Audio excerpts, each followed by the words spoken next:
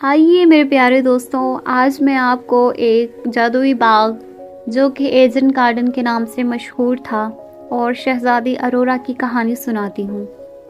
کہا جاتا ہے ایک دور کی بادشاہی میں جو بلند و بالا پہاڑوں اور سمیٹی ہوئی ندیوں کے درمیان موجود تھی، وہاں ایک سرسبز و شاداب باغ تھا۔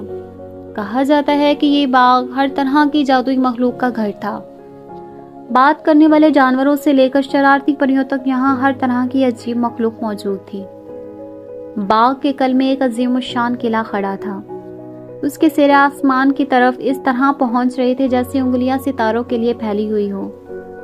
اس کی دیواروں کے اندر ارورا نام کی ایک مہربان اور شریف شہزادی رہتی تھی۔ اس کے لمبے سنہری بال تھے اور سورج کی روشنی میں چمک رہے تھے، اور آنکھیں موسم گرما کے صاف آسمان کی طرح نیلی تھی۔ شہزادی ارورا اپنے دنوں کو جادوئی باغ میں گھومتے ہوئے گزارنا پسند کرتی تھی۔ اپنے ارد گرد موجود عجائبات پر حیران ہوتی تھی۔ وہ تتلیوں کے ساتھ ناچتی، پرندوں کے ساتھ گاتی اور جنگل کی چنچل مخلوق کے ساتھ ہنستی کھیلتی تھی۔ ایک دن جب وہ ارورا باغ میں ٹہل رہی تھی، وہ سنہری روشنی میں نہائے ہوئے پوشیدہ گلیٹ سے ٹھوکر کھا گئی۔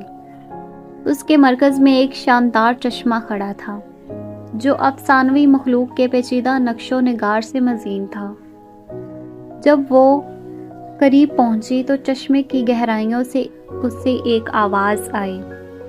شہزادی ارورا، آواز نے کہا، آپ کو جادوئی باغ میں توازن بحال کرنے کے لیے ایک عظیم جدوجہد کے لیے منتخب کیا گیا ہے۔ آواز کی ہدایت سنتے ہی ارورا کا دل جوش سے دھڑکا۔ اسے پورے باغ میں بکھرے ہوئے 4 جادوئی نمونے جمع کرنے تھے۔ فینکس کے پروں سے ایک سنہری پنکھ، ایک کرسٹل غار کے دل سے ایک چمکتا ہوا منی، پورے چاند کی رات کو جمع کی گئی چاندنی، اور ایک شیشی اور ایک چاندی کا گلاب۔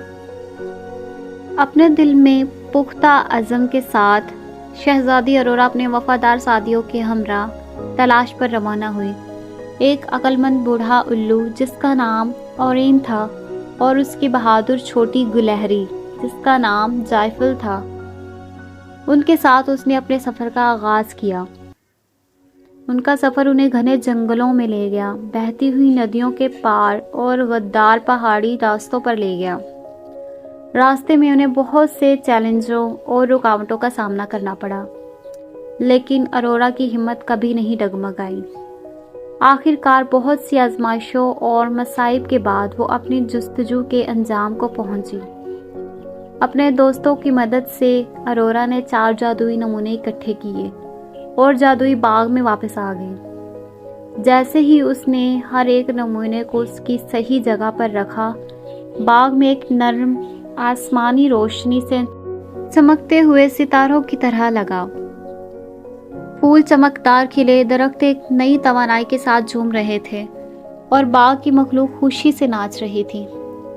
شکر گزار دل کے ساتھ شہزادی ارورا جانتی تھی کہ اس نے اپنی تقدیر پوری کر دی ہے اور ایک بار پھر جادوئی باغ میں امن لایا ہے۔ اور جب اس نے غروب آفتاب کو آسمان کی نارنجی اور گلابی رنگوں سے رنگتے ہوئے دیکھا تو وہ جانتی تھی کہ وہ اپنے جادوئی مہم جوئی کی یادوں کو ہمیشہ یاد رکھے گی۔ اس طرح یہ کہانی اپنے انجام کو پہنچی۔ شہزادی ارورا بہت ہی خوش تھی۔ امید ہے یہ کہانی آپ کو پسند آئی ہوگی۔ اگر آپ کو بہت ہی پسند آئی ہے تو پلیز لائک اینڈ سبسکرائب ضرور کریے گا۔